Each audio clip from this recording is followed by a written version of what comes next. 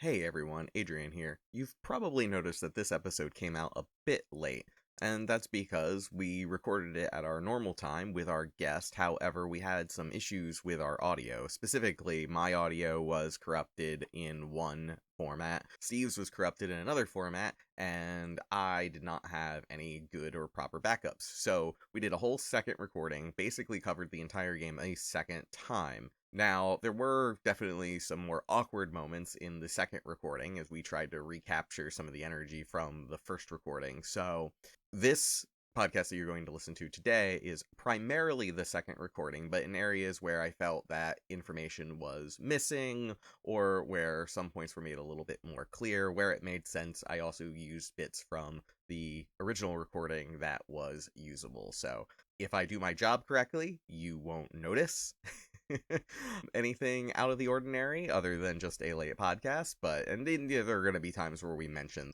re-record. So next month is going to come along hopefully as planned at the normal time. So you're just going to get two podcasts in rapid succession, and then we'll get back to our normal schedule. Thank you all so much for listening. And now, Dead Rising.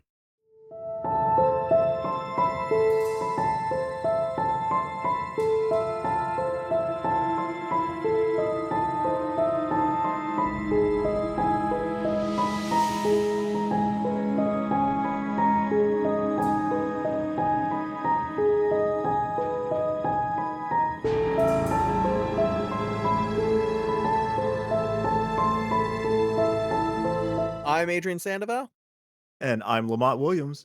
and this is Playing Dread. This month, we are talking about Dead Rising, probably the best sequel to Breath of Fire. Lamont, you had no reaction to that, and I I'm not you a bit know, surprised. I you the problem is that you can't see my face because it hurt me a little, and I wanna talk about that. Oh no, we're definitely going to be getting into that. But before we get there, and before we talk more about the game, we also have, for the first time, a special guest on this episode. So introducing game historian, game developer, Steve Tramer is here. Hello, my name is Steve, and my appearance has not been approved or licensed by the creators of George A. Romero's Dawn of the Dead. No, not at all, and it won't become a sticking point long after this podcast releases. Absolutely not. Thank you both for having me here. Happy to be on the show. I love this game, and also, you didn't see my face or the laugh that I had to suppress when you said it was a sequel to A Breath of Fire. And the funny thing is, and this is all stuff we're gonna get into, is that it's like actually more a sequel to a different Capcom thing than the Breath of Fire game. But all stuff that we're gonna jump into, it is Dead Rising from Capcom, circa 2005, 2006. More zombies on screen than anyone had ever seen before, and a surprisingly very important game in a lot of ways that we're going to dive into. But before that, the way that we typically start out is just asking what our own personal history was with this game around the time that it released. So I'm going to start with Steve, since Steve is first time on the show. So Steve, when this game released, do you remember what you had heard about it at that time? Were you excited at all? Like, what was kind of your first experiences with just Dead Rising before playing it? Yeah, so remember it came out before I bought a 360 because I was waiting for the Elite hardware revision that was rumored even like around the time Dead Rising was coming out, or I was waiting for a cross drop or whatever. It reviewed really well, so like I was super intrigued because in part I also really love Dawn of the Dead. That movie is fantastic, and here is a game that is clearly like riffing on at least some of the same stuff. And also, I knew where the design team came from. Like, it's a bunch of people who worked on Resident Evil 4, on Dragon Quest 5. No, not Dragon Quest. Sorry, Breath of Fire 5. Dragon Quarter. Got a dragon in there. I got messed up. And so, I bought my Xbox sometime in April. I bought my copy of Dead Rising with it. I immediately realized that my 480i standard definition TV is not going to allow me to play this game. And because this is a thing that the kids won't remember is if you had a standard def set and you hooked up an HD game into it, you are getting terrible resolution out of it. And the Dead Rising text is extremely small to begin with. So I don't know if either of you tried to play it on a standard def set at any point, but you literally could not read any of the text in the game. This was one of the first games actually that we played in HD because we got an HD TV not too long after we got our Xbox 360, which actually was a very different kind of thing just to kind of really date ourselves. We actually ended up for various different reasons, Lamont, I'm sure you remember this, got a giant CRT. Yes, I do remember that. Yeah, it was a giant CRT that still could like output 720p through component. That's exactly what I had. I had a friend who got rid of his gigantic 200-pound HDMI CRT to get a flat screen because they were new and cool. Anyway, this is I guess it would be 2007. I was still living in Colorado at the time, actually not particularly far from where this game is supposed to take place. As far as I can tell, it is not based on any of the real malls that I have been to in Colorado. And I also had friends who worked as photojournalists. So I talked with them a lot about photography, did photo shoots with them and stuff.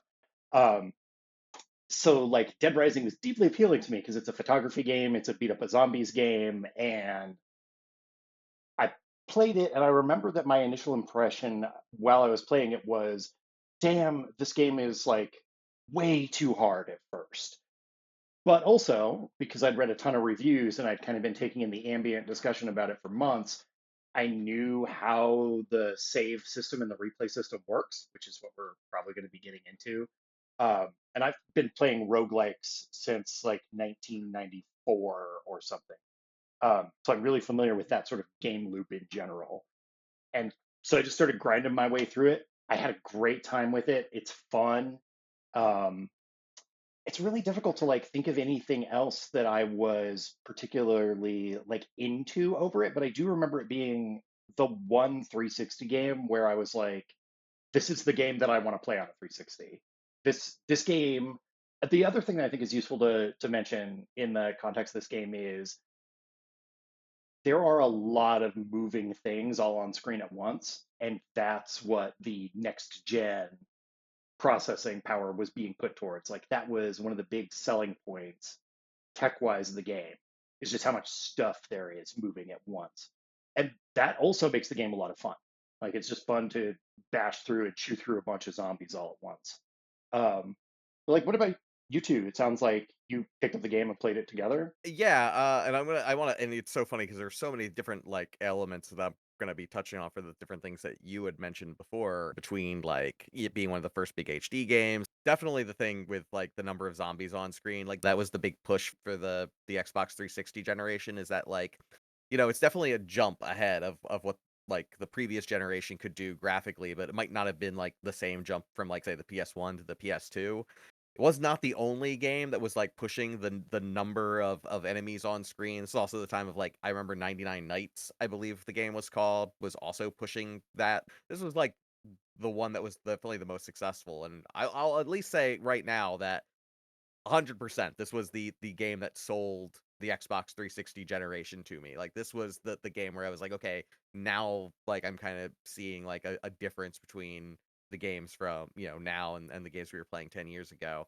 I got more I wanna say on that, but yeah, Lamont, I am curious really to hear your perspective of your introduction to this game and how you felt about it, prior to and then playing it because we were living together at the time as roommates, and I'm sure that like I know I was super excited about it. I know our fellow roommate and friend of the show, Bren, was also very excited, and I'm curious if any of our like energy transferred onto you at all. So, here's the thing about that. I don't remember having any build up or hype for it, but I remember you guys having the hype for it. And my big thing is that I remember when it came out and I remember playing it and I was like, this is so cool. There's so much stuff to do. And like I was pushing through and I was like, this is kind of a cool story. But for me, I didn't understand like the mechanics and it wasn't really until replaying it for the podcast that I finally, I guess, took a moment to read the instructions and understand that, oh, it's okay to die. As a matter of fact, dying is fine because, like, you carry stuff over. And I know that it said that in the original game, but for some reason, I didn't read it. And so I was like, no, I cannot die. I will not die. I just need to keep leveling up. Yeah, it's just that leveling up without doing the reset loops is extremely hard. It is so hard. But it's funny because, like, kind of talking about the Xbox and like kind of going into the development of this game and the technology portion of it, I thought it was interesting that like they went with the Xbox because of the number of zombies they could put on screen. And it wasn't until like talking to you guys and starting this recording that I realized that like they were basically doing Dynasty Warriors. Like it's a Muso. I don't know if I would go as far as to say that the game itself is a Muso, but, like, definitely, like, Dynasty Warriors was, like, one of the first games I remember trying to do that, like, many things on screen at once, and I definitely see some inspiration there. Yeah, I think it has sort of the vibes of a Musu at points, except for that the zombies are actually dangerous and they do get you if you're not careful. Whereas in a Musu, you're not really in any danger except for maybe sometimes a boss. But it does actually like have a lot of the same structure, which is you run around, you beat up a bunch of mook enemies, you beat up a really strong boss enemy sometimes, and you do escort missions. I know we're going to talk about like the game structure in general, but it's not actually that complicated. It's a really simple game. No, it is, and I think that's one of the things that really appealed to me about Dead Rising when I played it, and I'll say, the funny thing about the Muso connection is that, like, I definitely see those similarities, and I am not a Muso fan whatsoever, and it really is kinda goes back to what you were saying, Steve, that, like, the zombies are actually dangerous, you have to pay attention. Muso is all, like, very power fantasy, like, everything just never feels very weightless. I actually do think that, like, Dead Rising kinda has some heft to it in terms of, like, how it feels to play. I just will say for, like, my part that I think, like, 2006 when this came out was probably, like, the peak of, like, the zombie craze that had, like, really I remember starting with the Resident Evil fandom when that started to pick up. The Romero movies had happened and they were like a really like cult classic, but I don't remember like even among horror aficionados like a lot of real talk around that. You didn't see that many zombie movies or clones of Romero movies happening until like Resident Evil got super popular. And I definitely will say that I was caught up in that wave. Bren, who I mentioned earlier, was caught up in that wave. That was honestly one of the first things that we really bonded over was just like our affection for Resident Evil. And we were always more, I would say, Resident Evil fans than we were zombie fans, but we did that was really how we ended up discovering the Romero movies and watching those. And yeah, we became, of course, really big fans of Dawn of the Dead in particular. So Dead Rising just felt like such a different kind of game when we were reading like the magazine previews and things. I very specifically remember the first trailer that at least that we saw where it ended with just Frank in the mall, hits a golf ball, and it goes all the way across the other side of the mall and like hits a zombie from way far in the distance on the head, which just like, that trailer's whole purpose was to show this is a very different kind of game from Resident Evil, has a very different kind of tone from Resident Evil, was super intriguing. And I had bought into the hype of the Xbox 360 and the new generation, but like you said, Steve, like this was the first game that when I actually got my hands on it and played it for a while, that I really was like, yes, this I think is the game that I got this system for.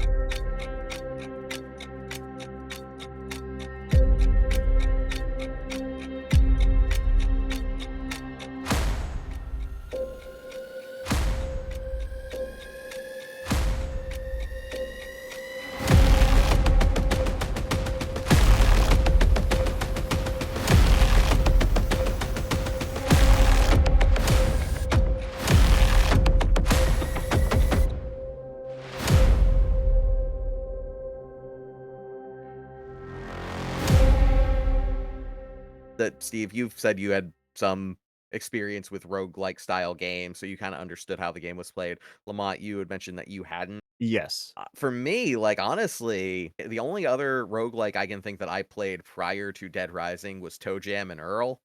did not know was a roguelike. I didn't play a lot of computer games, and when I did, I played graphic adventures and text adventures primarily. I didn't play a lot of like the hardcore RPGs, and I just never touched Rogue or NetHack or anything like that back then. I never thought about that. In a lot of ways, I feel like Dead Rising was a gateway for me, who had always been more of a console gamer. We talked a little bit about this in the first recording, but like this is also the real introduction of this type of mechanic, the roguelike die and loop mechanic, to an American audience. Like, we'll probably talk a little bit more about Dragon Quarter sooner or later, but that game did not do particularly well in America, as you might imagine. But this game was a gigantic hit. And like later on, people would end up discovering that they sort of like the same kinds of things in games like Demon's Souls. Yeah, for sure. I wanted to like kind of move back into talking about the reception to this game from like the critical standpoint, that even if you kind of did eventually start to understand how the new game plus system worked and how you were supposed to start the game over from the beginning multiple times, most of the reviews that I read from back in 2006 when the game came out, like the number one thing that people said was that having to replay the game was made it too repetitive. They wish they had more than one save slot so they could go back earlier and such. It did not seem like a lot of people like understood what was a very intentional core element of the game, and not even Capcom's first time doing it.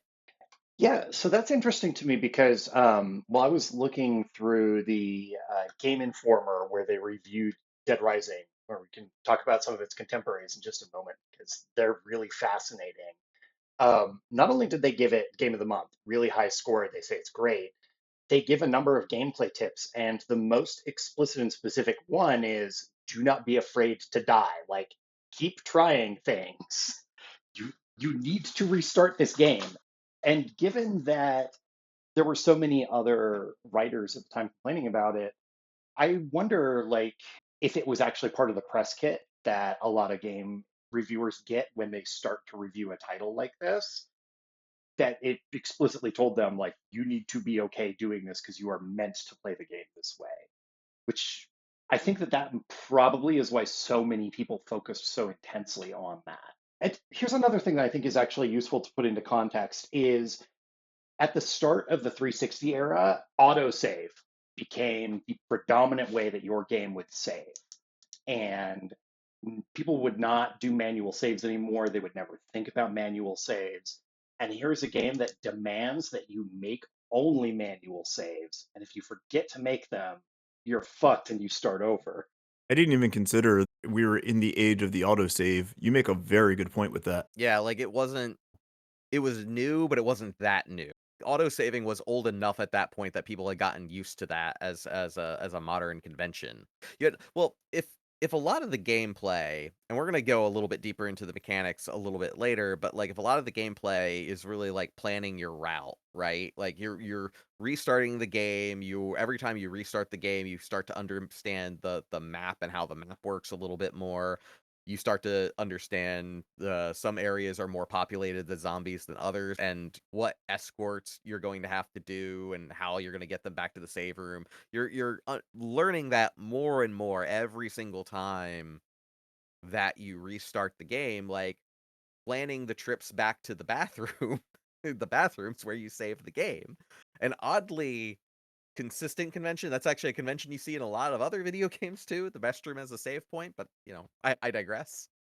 Like you have to like build it into your run, like when and where you're going to save. Yeah, and I think that speaks to the design of the mall and the way that the game is encouraging you to do routing, not just to like get from A to B the very first time you do it, but to start developing these set routes that you have through the mall to go from A to B to get this weapon or that item at specific points because you know where you need to be when after you go through like 5, 7, 10 loops.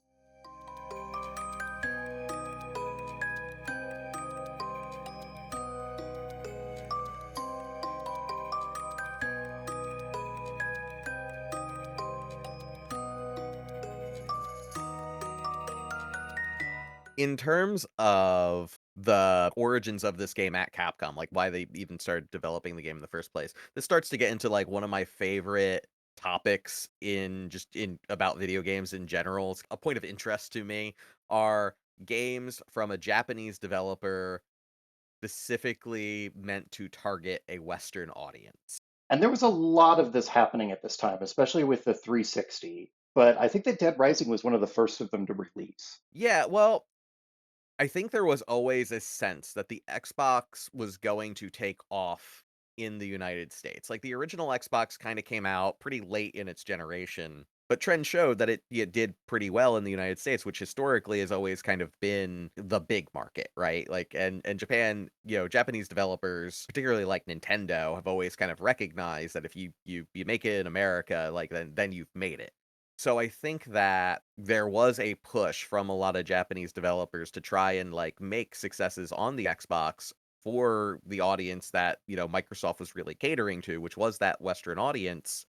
And there were attempts prior to Dead Rising. I think like the earliest one that I can think of is Frame City Killers, a game that Namco was developing to be a launch title for the Xbox 360. My understanding being that Namco, like a lot of other Japanese developers, were having a hard time adapting to new HD workflow and a system that was built more universal, I guess, than like, previous like proprietary systems like the PlayStation and Nintendo's hardware.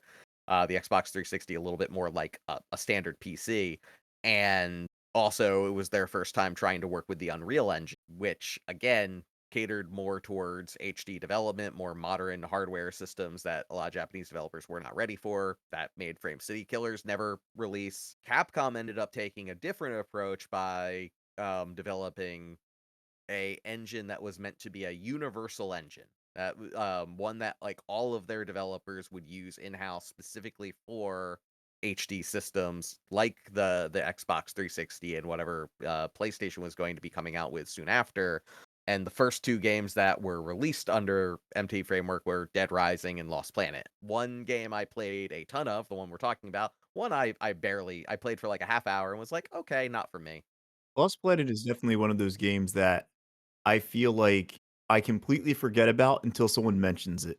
Lost Planet definitely has that kind of vibe. Like they're what I would describe as perfectly cromulent, like 6 out of 10 games.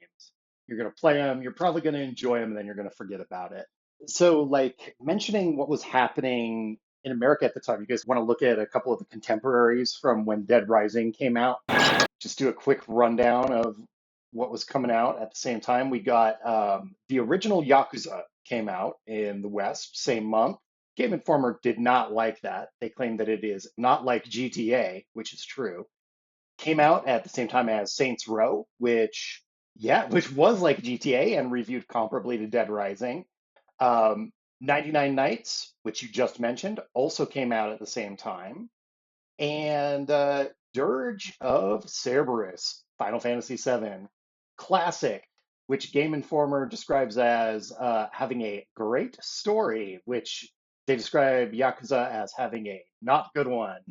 So tells you a little bit about where games journalism was at in this period and how they were thinking about and reviewing games. And it puts something else about Dead Rising into context too, which is that it's in a quote unquote open world game, but the way in which it feels like an open world is very different from a lot of other open world games at the time because it is such a tight, contained environment that you're meant to like fully memorize.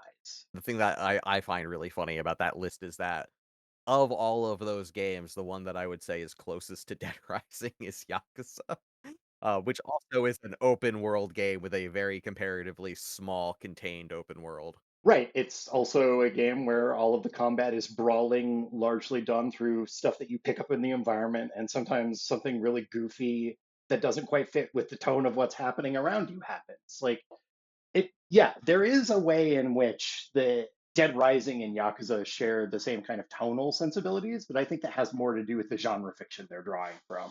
And, the other thing I really kind of wanted to mention too, while talking about how Dead Rising even came to be, is that, at the time, prior to working on it, Capcom was like always very prolific, right? They always had a bunch of different teams working on a bunch of different projects. from Onimusha to Resident Evil, things like that. And, prior to the MT framework engine that I mentioned before, they all had different proprietary engines that they were using. And sometimes you would get like something where like we're working on a Resident Evil title, it gets canceled, so now it's an Onimusha. And sometimes you would have like kind of a shared lineage like that.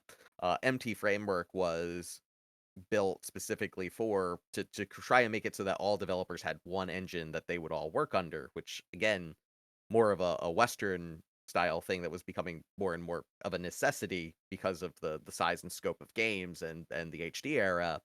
The thing that really surprised me and threw me for a loop was that Dead Rising did start as a prequel or start as a sequel, but not as a Breath of Fire sequel, but was actually a sequel to a different Capcom game that was the basis for what would become the MT framework engine. Uh Shadow of Rome, a completely different game that was made specifically for Western audiences that I never played. I don't know if anyone here. Absolutely did not. I completely forgot it existed until you mentioned it.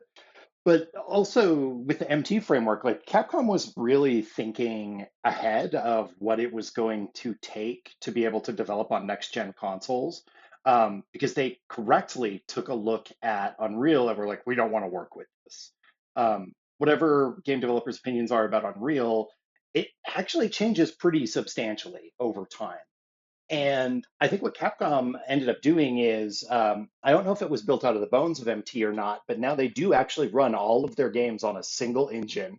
Everything from Resident Evils to Monster Hunters to the Ghost Trick remake, the Capcom re-engine, which if you've ever booted up a Capcom game, you see that little logo for it right there at the beginning.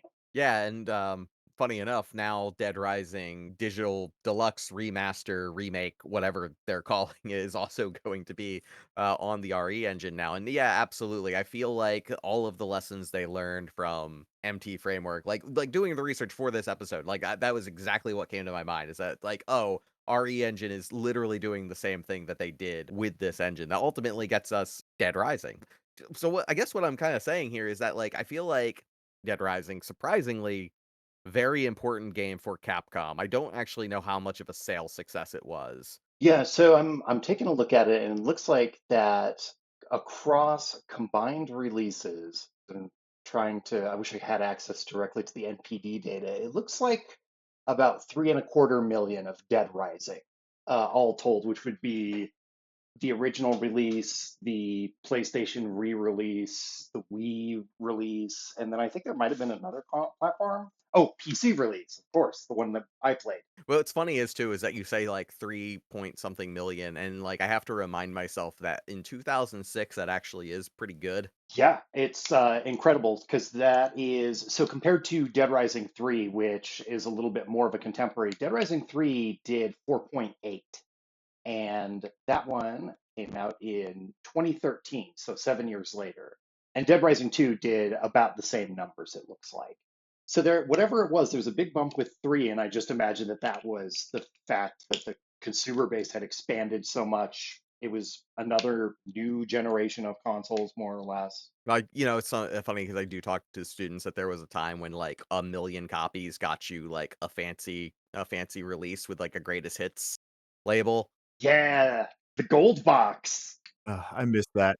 Yeah, and but now you have to sell like 25 to 50 million units, or you considered a failure. Oh, God, yeah, it's wild. That's depressing. Let's not think about that. Let's think about Dead Rising some more.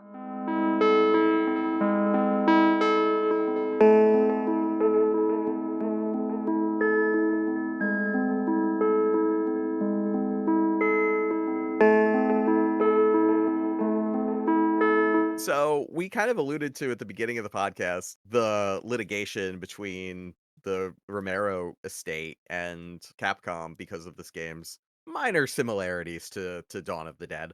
Number one, I think it's just funny because I know Capcom had a working relationship with Romero. They've always kind of had like this tension just with the Resident Evil games in particular, but like even with those, like Romero directed a Resident Evil 2 commercial That's for right. for Japan. Yeah, so I did take a look into this a little bit.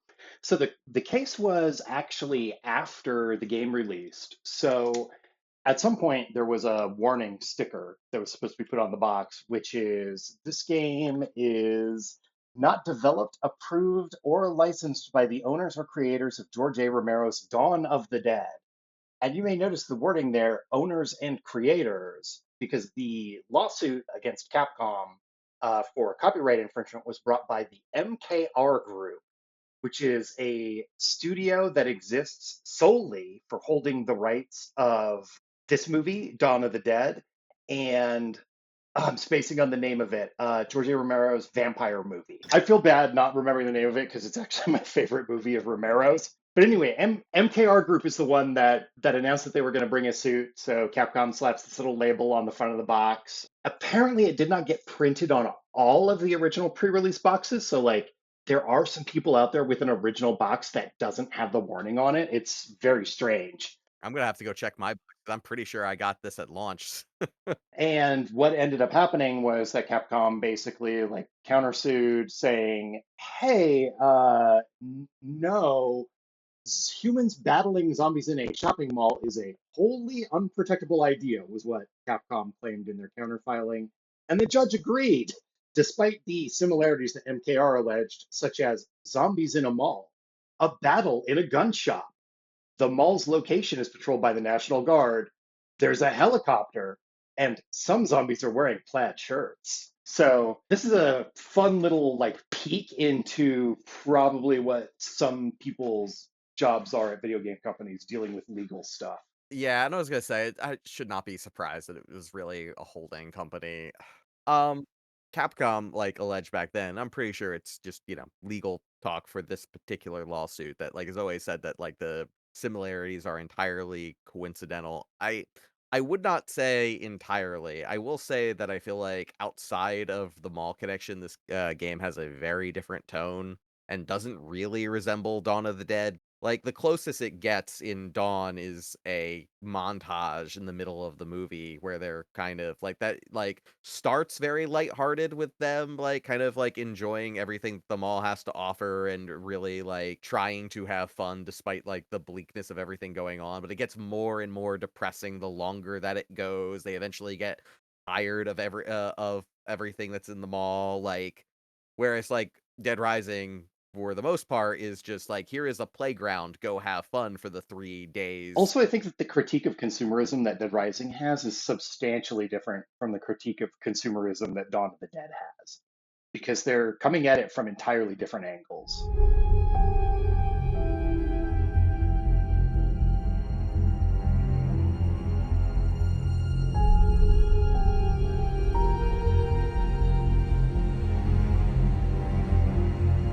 Talking about the tone of Dead Rising a little, what we got in the final game definitely changed tonally from, like, the original vision because, like, seeing some of the early footage, it was a lot darker, and it definitely took itself a little more seriously.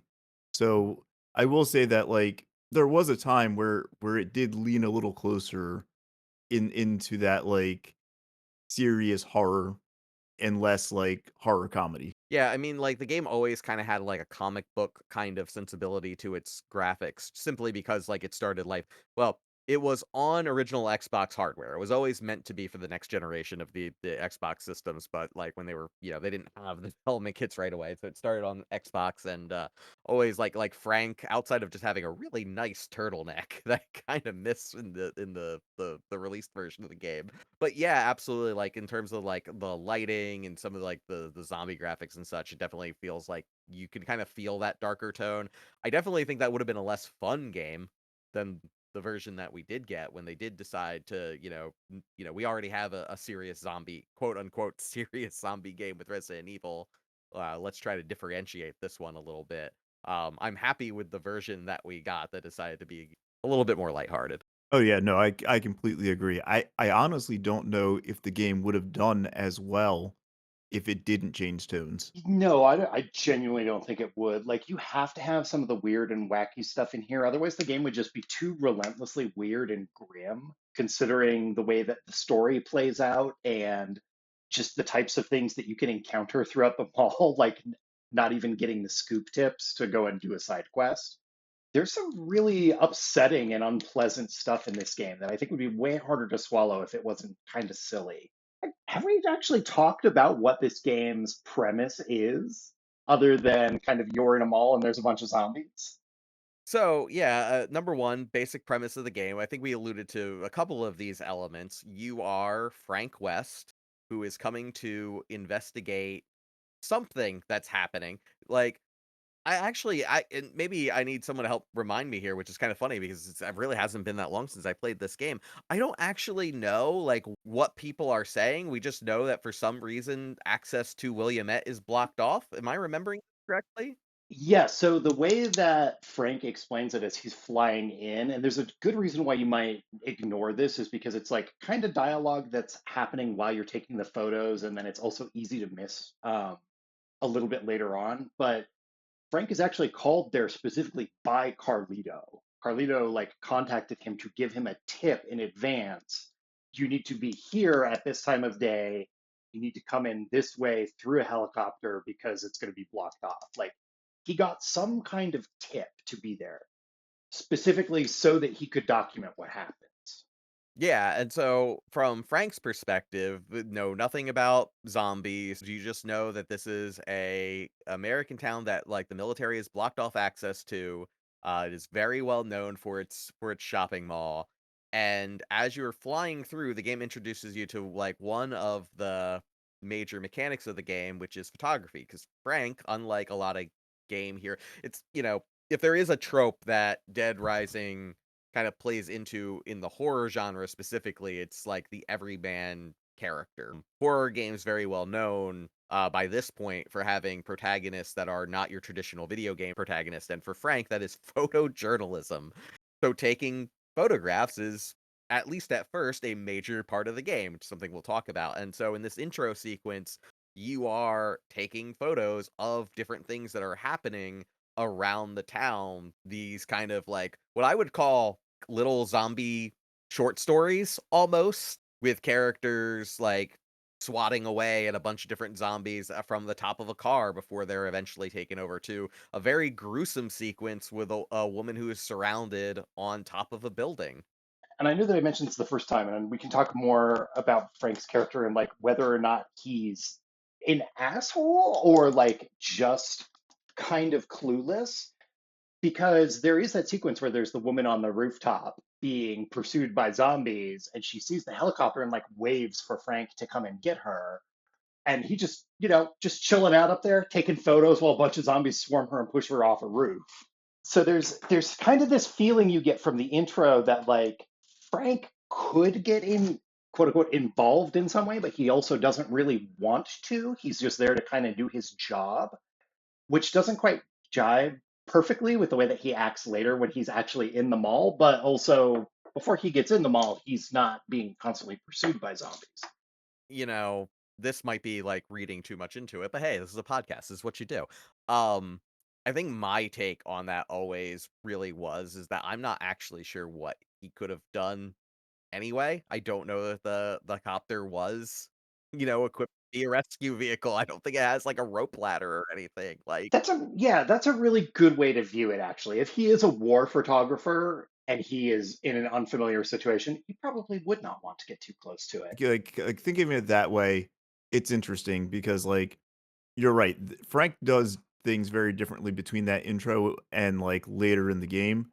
In the intro, it definitely feels like it's just business. It's like we all make the joke in the game where he talks about how he's been in wars, but I almost feel like when you're in the helicopter and you're experiencing that moment, that's him as a photojournalist in a war situation where he's just the eyes and does not interact. Right, that he is there to show up and do a job, and he's kind of dispassionate about other people in the pursuit of doing his job. yeah, which is a fantastic introduction to that character and explains so much the further you go into the game. And the general idea once you actually do get into the situation and get into the mall proper is that the mall starts as like an area of safety, but very quickly descends in the way that zombie movies usually do, where it becomes very infested very, very quickly. and the chopper is gone, and you have what they call 3 days to survive, which in in-game time is about little over 7 hours. I think I timed it out. It's about 10 seconds per in-game minute. Yeah, which is another thing that I feel like was something that you might see a little bit more often in some older, more niche PC games at the time, was not very common to have a game like work on a schedule like that. Like you might have like games that have like day and night cycles, but not like there is a specific amount of time. Not outside of like a simulation, like maybe like a Harvest Moon, right? Certainly wasn't something you saw in like an action adventure game. Yeah, Majora's Mask was probably the other really popular game that kind of fits into like the 72-hour time cycle framework, or just any time cycle framework at this point. So zombies break into the mall, 72 hours to survive, get going. And as you get going, like story events happen throughout the mall. The kindly old janitor tips you off as to where he sees people on the security monitor, whether they're survivors or with a game called Psychopaths, people who have gone mad and crazy in the zombie apocalypse and are ready to kill. And it's like the game has these things always occur at fixed times and positions. While I was playing it, I actually was wondering, does it randomize zombie locations at all? It actually does not. It looks like for like specific sets of hours in each location, the zombie layout is identical, potentially up to what Capcom does in a lot of their games, difficulty adjustment, which is where the game detects more or less how well you're playing it and then makes it slightly harder or slightly easier. I think every Capcom title since Resident Evil 4 has had some form of that. Oh, I'm gonna pull a deep cut on you, Steve. Actually, the first Capcom game that I knew that did this was Aladdin on the Super Nintendo. Really? Oh my god, that is a throw way back. The most specific example, Shinji Mikami game. The most specific example I can think of is there's like the genie's lamp stage where like the genie will create platforms in front of you, and like on the normal difficulty at first it starts with like you know, it's a parkour game for those who aren't familiar with this game. So Aladdin has a whole bunch of different acrobatic, almost Prince of Persia-y style maneuvers, and like at first it'll like the genie will create balloons that you kind of backflip off of, hooks that you have to like swing off of and things. But if you die like a couple times, they starts to replace those elements with just like cloud platforms that you can stand on. Okay, that's great. That's pretty good. I love difficulty adjustment in all its forms, but yeah, I thought that was an interesting thing noticing in this game because this was the time where while I was playing it, I started thinking about the number of zombies and the town and how specific it is about the town's population of 52,827. And I wish that I'd looked up if that was exactly the number of zombie models they placed in the mall. I have a strong suspicion that it might be, but it certainly feels like, especially once you get down into the parking garages under the mall, it really feels like there are 52,000 zombies crammed into this mall. And quite famously, a very infamous achievement with a really good reward if you actually do kill that many zombies in the game. Yeah, I actually always really liked the achievements in this game because it came out when achievements were still kind of new, so developers were experimenting with them. And the achievements are more than just unlock this story point or get to this point in the game, because developers hadn't really thought about the fact that we can use these as metrics to see how far people play our single player game. And instead, it's stuff like fall from a height of 5 meters, knock down 12 zombies with a bowling ball. Like it's just weird stuff that you could do in the world that maybe you wouldn't think of to try on your own, but is fun to achieve. Yeah, my favorite type of achievements, ones that just reward you for like poking around. Yeah, and I think that actually the achievement design in this game is geared towards solving a different problem when I think about it like this. There's a lot of downtime in this game by necessity.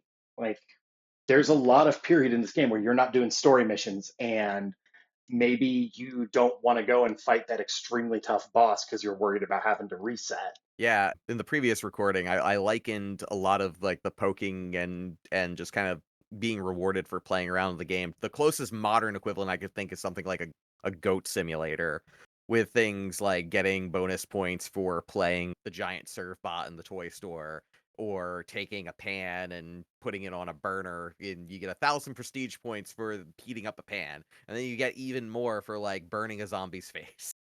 Yeah, and you find this stuff in just some of the weapons too. Like, I don't know what y'all's favorite weapons are, but my favorite weapon is the gardening scythe, where if you do the long press on attack, it's like a sweeping scythe that knocks down a bunch of zombies or cuts them in half at once.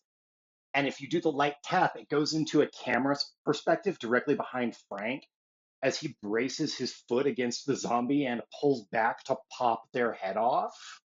As the head pops off, you get the little 100 PP that floats out of it for your extra experience. That's a really good option. I the unfortunate thing is that I probably did have a good answer to this question back when I was like first playing the game. I've played this game so many times, and I typically play it to be efficient because I really want to someday do the get 50 survivors achievement, which I still haven't done.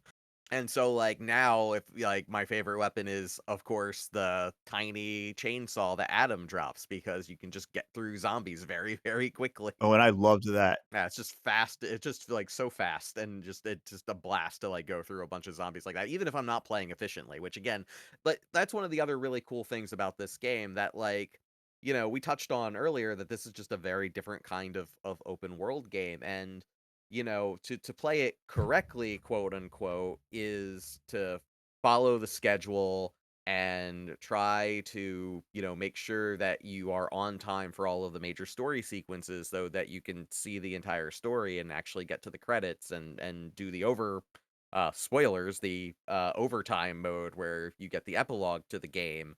But you don't have to play it that way. And going back to what we were saying before about like critics kind of being baffled by this game, like I feel like the proper way to do your first playthrough of the game is that when you fail the story the first time is not to immediately new game plus, it's to just keep playing.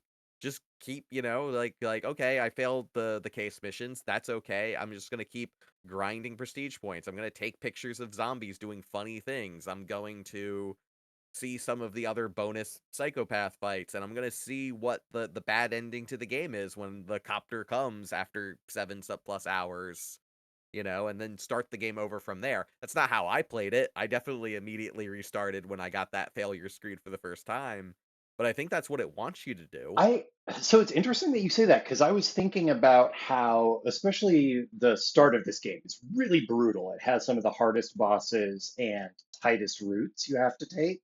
And one of the things that Dragon Quarter did to alleviate this, it's another game from Capcom with a lot of the same development staff that's based on you make it to a certain point and then you go back to the beginning. What it does is it shows you new cutscenes or like opens new routes for you in the world or gives you some extra items and shops. And what Dead Rising gives you is nothing. There's like no variance between runs. So I think that maybe what you're saying is right. Maybe the variance that it's trying to encourage but never quite gets to is play as much as you can and then restart. Yeah, for sure. And again, that intro is particularly brutal, especially because the play mechanics of the game are, I don't know what the nice word for this is. Like combat for in particular, like, the game's first psychopath battle, first forced psychopath battle, that first firefight with Carlito is specifically a gunfight, and shooting in this game is not particularly easy. Oh man, that shooting in this game took some getting used to. I did not enjoy that Carlito fight at first. I got very good at it, but initially I did not like that. So this is the funny thing. Like, yes, the guns are extremely hard to handle in this game, and ranged combat kind of sucks. But what I discovered this time for the Carlito fight is if you run through North Plaza and detour into the gun store before the Carlito fight, nobody is in there. And you can take all the shotguns and sniper rifles and fight Carlito with those. This is the first time I'd ever tried to do that or even thought to try and do that because it's so efficient to just run out of paradise and then across the lawn as opposed to like taking this weird circuitous route that gets you a ton of stuff that lets you do the boss fight very easily, but you almost don't make it there in time. Yeah, and again, like that's the kind of thing that you would only know from actually like not just ignoring that fight and actually exploring the mall and learning the layout and such, because like North Plaza, number one, is a bit of a chore to get to at the beginning of the game because like a lot of the shortcut routes don't open up until later in the story. Yeah, that's interesting. And like you also have the option to get to Carlito and melee him rather than shooting at him if you know how to like get up on those rafters. And if you combine that with finding the katana that's hidden in the opening area of Paradise Plaza, it's still a little bit tricky because he's shooting at you and you don't have a lot of health in the early stages of the game or on early levels, but that's still a lot easier than trying to do the aim and shoot route with the pea shooter. And all of this is to say is that there's just multiple ways of playing this game in, like, a true kind of playground open world fashion. Kinda reminds me, honestly, of, like, the early, like, Grand Theft Auto 3 back when GTA was also a lot more open and more sandboxy. Yeah, it does have a lot more of that playground feel, especially after you get through like the first couple of cases, the first Carlito fight, and then you kind of get like your first 3 or 4 hour downtime period in the in-game time. Because then you just kind of get to like run around, check out what's happening. You get to go and maybe see some survivors and kind of learn about the way that the game wants you to interact with them. And also, you do different stuff every time. Like I think that you two have mentioned Adam, the psychotic clown, who is one of the hardest bosses in the game, but you also get the mini chainsaw if you defeat him, and you get a shortcut. So and like sooner or later, you are eventually going to beat that guy while you're playing the game. You realize what you get, and then you start thinking about how early can I beat. Oh, yeah, and those shortcuts too, like, those come in clutch. Yeah, there are multiple times where I genuinely do not think that it's possible to do a 50 survivor run and like make all the time constraints without having all of those shortcuts and using them very often. Like, I think that at this point, most people who are familiar with this game know just how pretty vital the Wonderland Plaza shortcut that you unlock with Adam is. I will say, I do actually think, if we wanna move into talking a little bit about, like, the individual, and unique psychopaths, I will say that, like, Adam has actually become one of the easier psychopath battles for me, and I actually attribute that to being a Souls fan at this point because he actually does have a lot of, like, really big tells and really big gaps. You know when an attack is coming and you dodge it, he opens himself up to punishment a lot more than, like, say, the gun shop guy who just shoots you the closer that you get, and then you get up to him and then swipes at you and throws you halfway across the room like a lot of the old beat 'em up bosses used to do. So I figured out how to do the gun shop guy like 100% this time. You have to wait for him to empty the shotgun clip the first time by standing behind one of the racks. You run in and you let him throw you over the counter and take the hit. Then he does his little wine chug animation. That's when you jump over the counter, grab a bottle of wine for yourself, and wail on him until he throws you over again. And then you drink your bottle of wine and you jump over again and you repeat. It sucks, but you can beat him. Yeah, and that I feel like the, psychopath battles in the first Dead Rising do a very good job of having, like, patterns that you can learn, which is something that I feel like gets lost in the later Dead Rising games. Yeah, I don't think that it's quite at like the design level of something like Dark Souls, but I see where you're coming from. Like all of the bosses are extremely beatable, have pretty good tells. At minimum, you can find ways to like trick or kind of cheese them based on the level geometry and like how they interact. So yeah, I think it's kind of a mix of old school like cheesing a boss in a side scroller or whatever, and like the Dark Souls kind of watching something and then also cheesing the boss if you have to. Yeah, and just, like, on an overall sense, I think that, like, Dead Rising just toes the line very well between, like, it's all of it's janky, but it all also kind of works.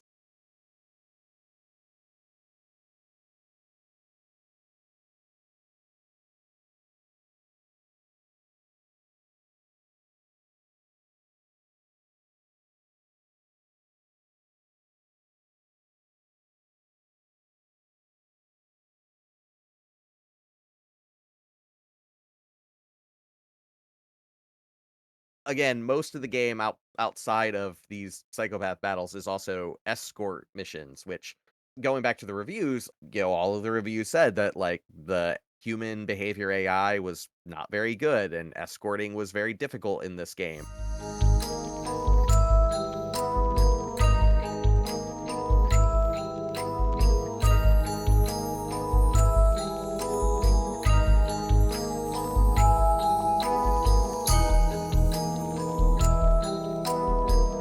I will say, kind of talking into the escort thing, and I wanted to make mention of this, is that, like, I like how the game introduces you into the escort missions. Like, when you're on the rooftop and there's the guy who's looking for his wife, the way that they set that up really teaches you how the system works, like, right away.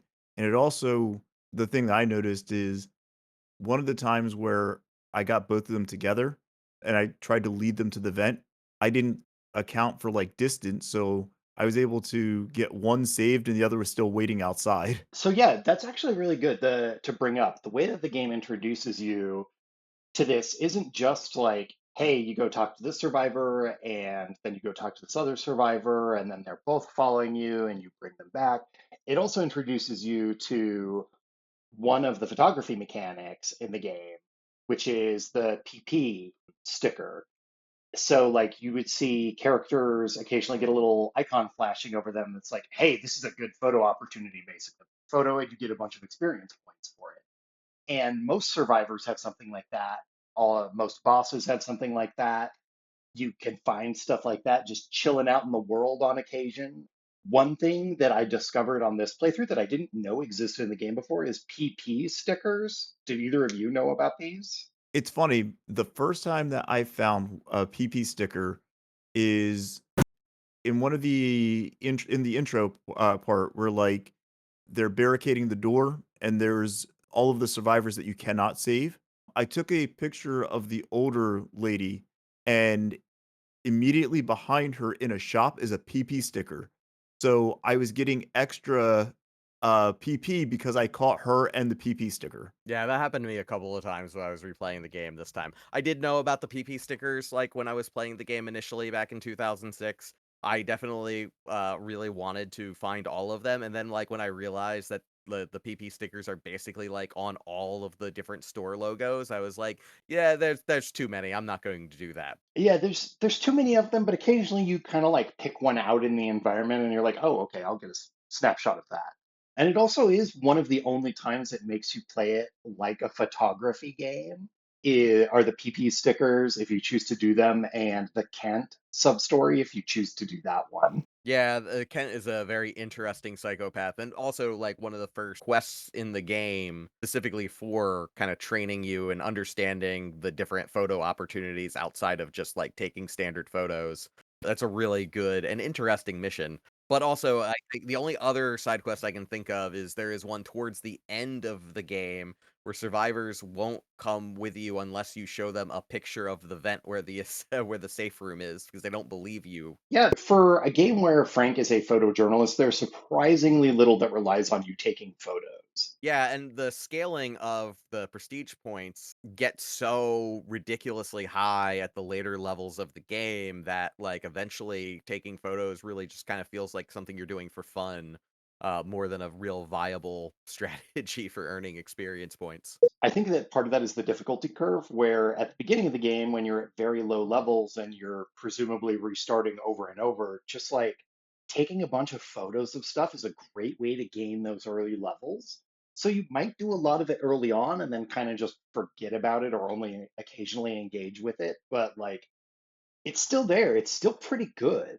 Like I think that it's not a perfect photo system, but it's kind of like a really fun thing to have in the game.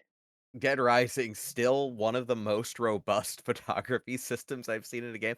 I was thinking about Swery's last game. I'm not sure if it counts as a horror game. I mean, we'll definitely talk about Deadly Premonition someday, but The Good Life, where you play a photographer, and the photography system in that is extremely simple compared to what they do in Dead Rising. The other thing I think is interesting about Dead Rising is that it's so transparent that the sniper rifle scope and the camera function in the exact same way that it's almost shocking to think about any game with a sniper rifle scope that would also have photography in it, not being able to have good photography. But there's a couple of them that I can think of.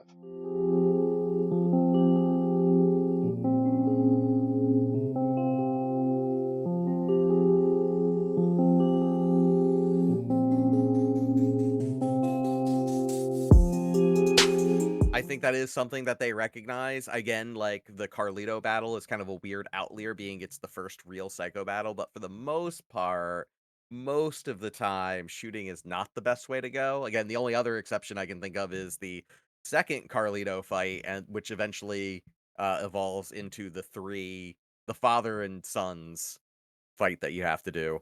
I'm actually thinking about how, like, in the last recording, we did not mention them at The all. dad and the kids with the rifles. Yeah, they're an interesting set of characters to fight. Oh, here's a theory I remember people floating around in 2006. I'd love to get your takes on if you agree with this or not. One of the dad's name is Jack. One of the kids' name is Thompson. Was that intentional? Given the name, like the names of the stores and like some of the ancillary stuff, that is absolutely not a mistake. That's very funny. You know, at some point I was going to bring up just how political this game was. I know we mentioned this, and last time I had asked like how if this is the most post 9/11 game, and in the previous recording that was supposed to be like kind of a surprising thing. Can't really be a twist at this point, but like we didn't talk about this fight at all. And the stereotype of the dad and the kids, I think, has always existed. So the idea of this psychopath, the dad is clearly meant to be a sort of right-wing conservative doomsday prepper style character. But rather than like what I think we consider like I think like most people think of when they think of the stereotype of that, like probably like some kind of like hillbilly guy with like a big like beard and such, like the gun store owner you fight earlier in the game. No, he's a very clean cut guy. He's got like a sweater vest on and things. And he has two sons that he's basically like that all have sniper rifles. They're hunting zombies, but he's also telling them that he needs to hunt the humans, that they are also a threat to them, and that this is what they have been training for. Which, like, I feel like that trope that they are playing on, and we'll call it a trope for the sake of the recording, was not something I had really ever seen before. I feel like it's something that we feels a little bit more common in media now. At the time, that felt like a very new thing for me. Like I even back then, I knew exactly what they were, what they were getting at, having grown up in of the very red parts of New Jersey myself. But like, I still find it very surprising to think of this trope here in a game in 2006. It doesn't surprise me because that game came out in 2006. You have to remember that the DC sniper attacks happened in 2002, and that was kind of like an older guy and with his younger protege, and like I see these connections on that one. Yeah, I think that it's riffing on something that was emerging into the popular American consciousness at the time, like that there are these weird right-wing dudes like just camping out somewhere waiting for the end of the world, which like we started coming aware of in the 90s with Ruby Ridge and the Oklahoma City bombing and stuff. And then sort of after 9/11, like the focus of those people changed a little bit to be more afraid of, terrorists are coming and they're going to blow everybody up. But like, yeah, that's an interesting fact that that's like not an element of it here at all. Is that this guy just sees humans and zombies as like the same type of threat, like does not distinguish between them at all. I think that itself is obviously like the commentary the game is making on this sort of attitude towards doomsday prepping. If you prepare for the end of the world, then when it comes, everything is going to be your enemy. Yeah, and training his kids to do it, with one kid being very into it and one kid being very not. Yeah, I was gonna say I didn't remember how it played out because I didn't do that fight this go around, but I couldn't remember whether you killed only two of them or all three, and that's definitely all three. Yeah, it's just I don't know. It's interesting again, like this game coming from a mostly Japanese staff that seems very cognizant of a lot of these issues. Again, I kind of want to go back to what I was saying about this game kind of being, post 9/11. Like this game came out in 2006. It's about a terrorist attack. Your sidekicks in the game are DHS agents, Homeland Security specifically. Like no way that's not intentional. Yeah, it's a game where it's definitely playing with a lot of post 9/11 stuff. Like you can actually see how easily some of the characters like would get swapped around or the agencies would get swapped around in some other time period. But also, I think that it plays really well for this one because it actually plays into the idea a little bit that like DHS is a new agency where they are maybe not as connected to everything the United States government does as they should be. Although it's also never really clear if what Dr. Barnaby did was I'm trying to remember whether it was sponsored by the government or whether it was strictly commercial. I don't think that I caught that detail this time around either. If you either of you remember. If I remember correctly, it was all government research. It was government research, but the idea was the zombie outbreak specifically started like looking into research and trying to make artificial meat. Another aspect of the commentary we'll get into in a little bit. Um, but I wouldn't be surprised if part of that too was to trying to differentiate itself from Resident Evil. Aside from the fact that again, it was a very topical, subject at the time. I would not be surprised if making it government focused was also a practical decision. That makes sense to me. And it certainly fits with the way that the game is working in these critiques of like just how insufficient like certain systems are and how they provide oversight. And another thing that because I you guys were talking about the 9/11 stuff and how this is a game about a terrorist act because it is, that's explicitly what they call it. It's also a game that's very directly about blowback, that is very directly about, hey, America, you went and fucked around, and now it's time for you to find out. And it's hard not to just see that in a broader 9/11 context of all of the things that kind of started happening to America after that period were the result of blowback. Oh yeah, yeah, no, that was they were definitely in a post 9/11 like mindset for that one.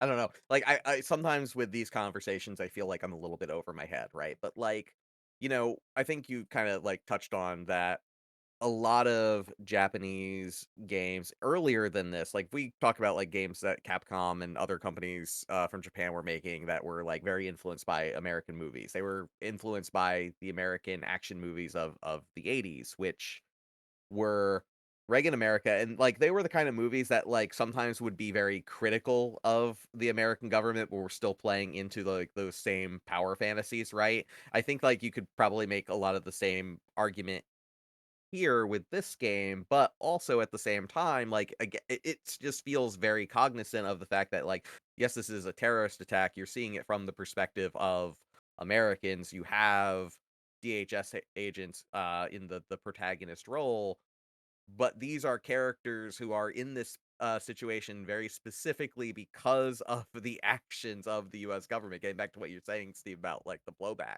like this all feels very, very intentional. Right. It feels very intentional, and then it feels intentional in the way that certain characters end up suffering too. Like what happens to Brad and Jesse in this game is really unpleasant for who they are because they're like, even more than Frank, they're kind of the good guys. It's really weird to say this, but like the government agency in the game that is critiquing the American government are the good guys. Yeah, which again, I don't think is too uncommon on the kind of films that the game is riffing on either. But absolutely, I do think that like Jesse and Brad in particular were characters that was very easy to get attachment to.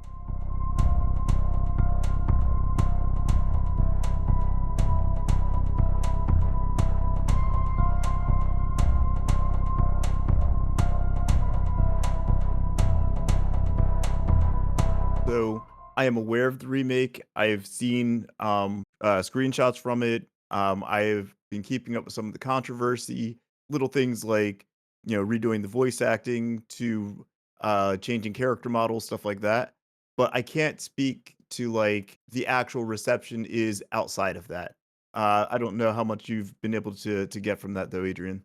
I haven't seen too many like previews in like major press outlets, but I have seen a lot of YouTube influencers who've gotten an early look at the game, or at least like a look at what's going to be the close to gold finished mastered version of the game.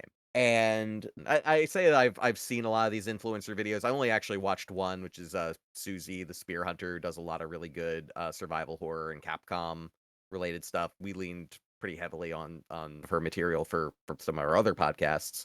What she had to say essentially was that On a general level, the game feels like the original game, but maybe a little too overtuned. It is basically the original Dead Rising. It is built off on top of the original game's source. So that's why they're calling it a remaster. Even though they've redone all of the models, they've redone the graphics completely and everything. Like, it's essentially built on top of the original game. So technically it's a remaster, not a remake. But they have changed so much of it, it's kinda really hard to tell the difference. And part of these changes include things that were, in my opinion, the sequels would do that would, like, shave off a lot of what made this game unique compared to other third-person action games. So, you can move while shooting now, for example. The controls are and aiming and all of those things that we talked about being a little bit janky have all been cleaned up. Prestige points, you get a lot more prestige points for pretty much everything in the entire game now, to the point that while the New Game Plus option is still always available from the beginning, you can get through the entire game without ever having to restart fairly easily now. And that's on top of just having, multiple save points, which, like, the original remaster, which is just kind of like, taking the original game and making it run on modern consoles, also did. I don't know, I've always had mixed feelings about this, right? Like, it's very easy in hindsight to say, well, of course a modern remake is going to do that. Of course it's going to be disappointing for fans of the original. But like we've talked about, like at the beginning, like this is all the stuff that people were asking the game to do back in 2006. This is the stuff that they did start to slowly change over time. And as complicated as my feelings of Dead Rising 2, 3, and 4 are, which will probably all be separate podcasts at some point, they did sell better. I kind of have mixed feelings about it because it's removing the save system, which is really what made you play the game in a particular way that it wanted you to be playing it to like I said, learn the outlook, learn the layout of the mall, develop your preferred routes through the mall, know where to get to when and who you want to save here and there and whatever.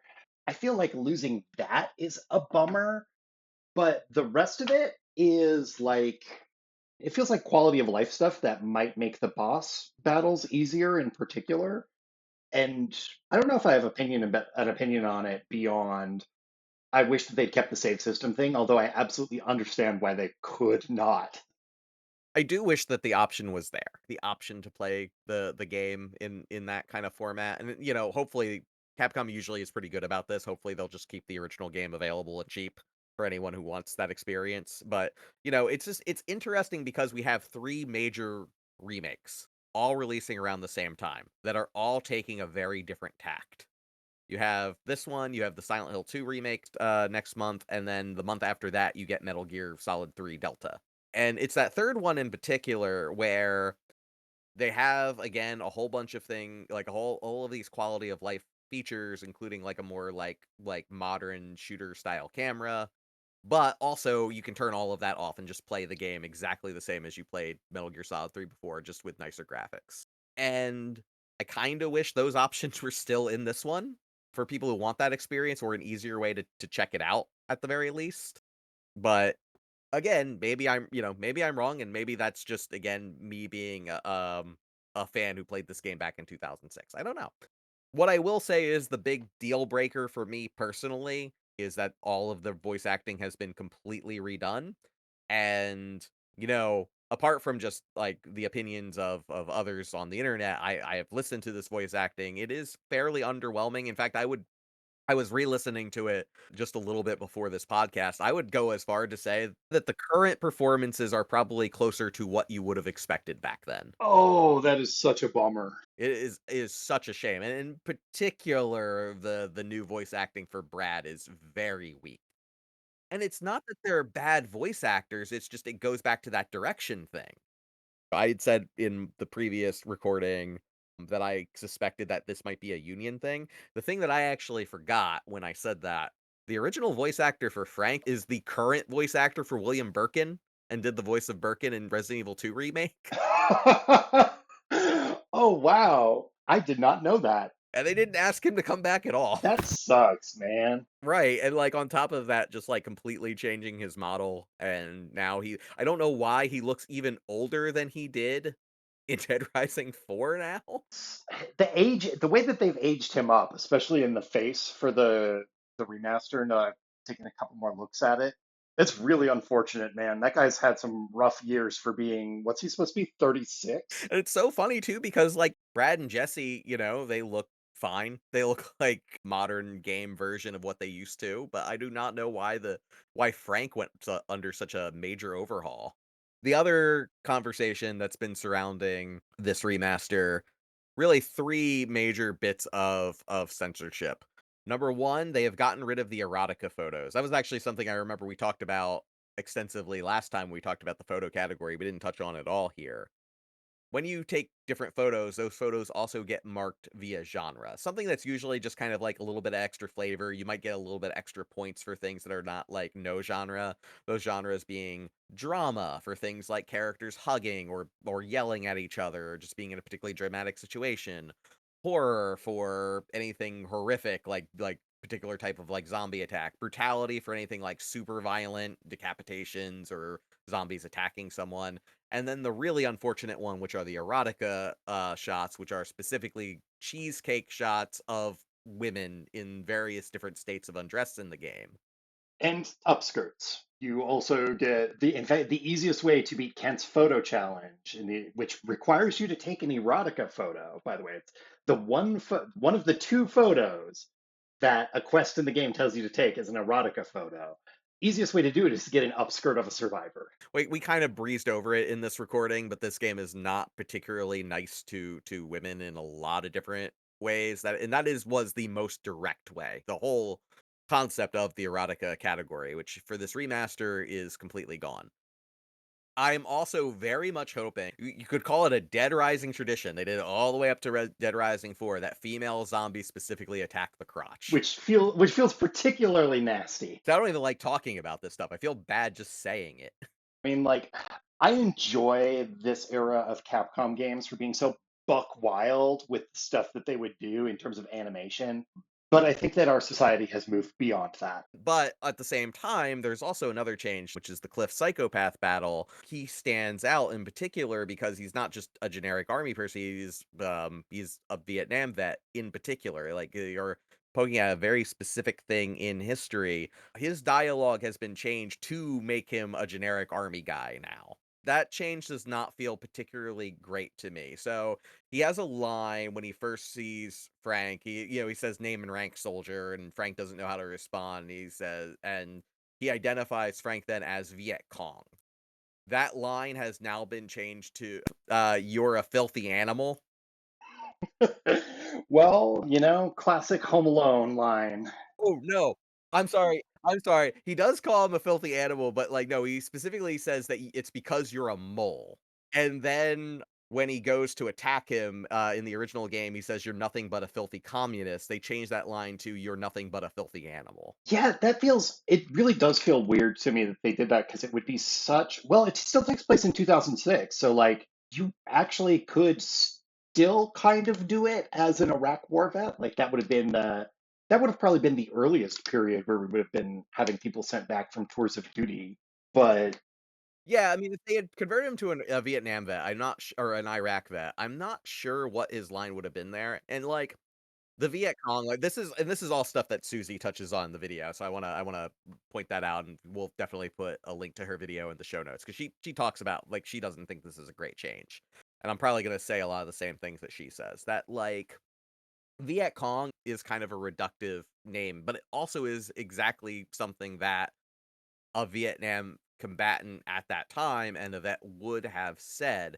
And especially for a game that is so politically charged, and I don't think they're going to be able to cut all of that from the story. They'd have to basically like completely rewrite the story to be able to do it.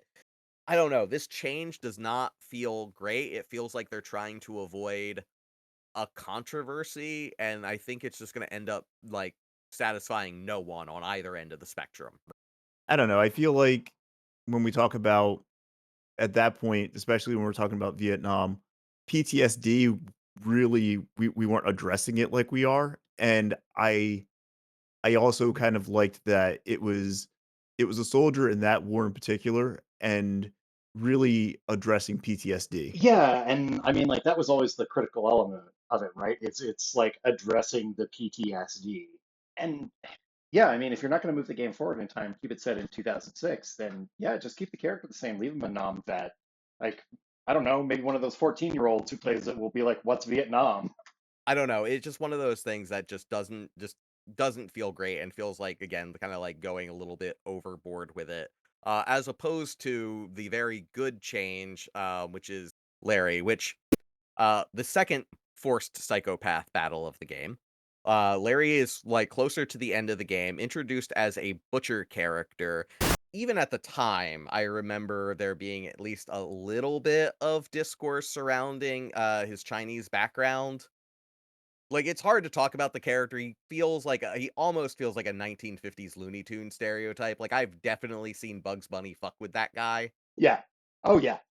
And like, so the game is not out yet. We've only seen like a couple of screenshots and such, but again, a certain segment of the internet has accused Capcom of whitewashing the character. I'm pretty sure that he's not whitewashed. They just, made him look less like a cartoon stereotype. Yeah, I've seen some pictures of the redesign, and I've got to say, if you don't think that that's a Chinese guy, you have not seen a lot of Chinese guys. Like if this is, I'll also say this, like if you're living, out in a smaller place, like this is not a type of Chinese guy that you see very often. This is the type of Chinese guy that you see like in large cities hanging out in China, in like Chinatowns. Like, I agree. He just looks like a guy that you would know, right? If at least if you get out a little bit and a little bit like out in like other parts of the country, for sure. And that's about everything I know about the deluxe remaster at this point. Like I said, it's cool. I hope that it does get people into the original game. That's usually like the best that I give to every remake out there. I'm definitely not someone who gets like really upset at the idea of remakes. I've never been that individual. I'm always just kind of curious like what they bring to the table and when like how they differentiate themselves from the other game. But at the very least, like if this gets people like interested in this series, then I think, that's a net positive. I probably will not be picking it up. There are too many other games vying for my attention, and like I own the original game, and that's the other thing is the original game still looks great and is also very playable right now. Yeah, for all our complaints about like the shooting stuff and some of the controls, it is a perfectly playable game. I don't know. I've played through this game half a dozen, maybe more times, and the shooting gets me a little bit every time, but other than that, it's not a horrible experience. No, for sure. I really enjoy this game. I still enjoy it much more than a lot of the sequels that came out for reasons I'm sure we'll get to in a different podcast. But like it's an excellent game. I really do hope that like people who are checking out the remake do get curious about it. Thankfully, it also is not very expensive. I think it's very funny that like in the lead up to the remaster coming out, like Capcom's been doing a number of sales for previous entries in the franchise, except the first one. Like Dead Rising 1 was 9.99, Dead Rising 2 was like 7.99.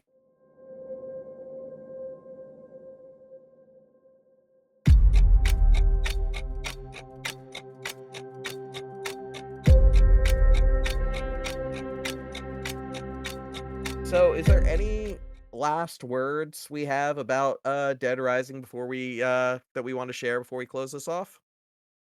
Dead Rising has been a fun adventure for me, like, getting to play it when it came out, not understand the system, all of these years later, come back to it. I not only did I play that, but in the research, I went back to Dragon Quarter, and, like, I got the furthest that I've ever gotten in Dragon Quarter just because I finally understood Dead Rising. More than anything, I would definitely recommend anybody that may have been like me that played it when it came out and just wasn't quite there, try it again. Like, especially if you've been playing something like Elden Ring or any of the Souls-like games, like, well worth it to come back with fresh eyes.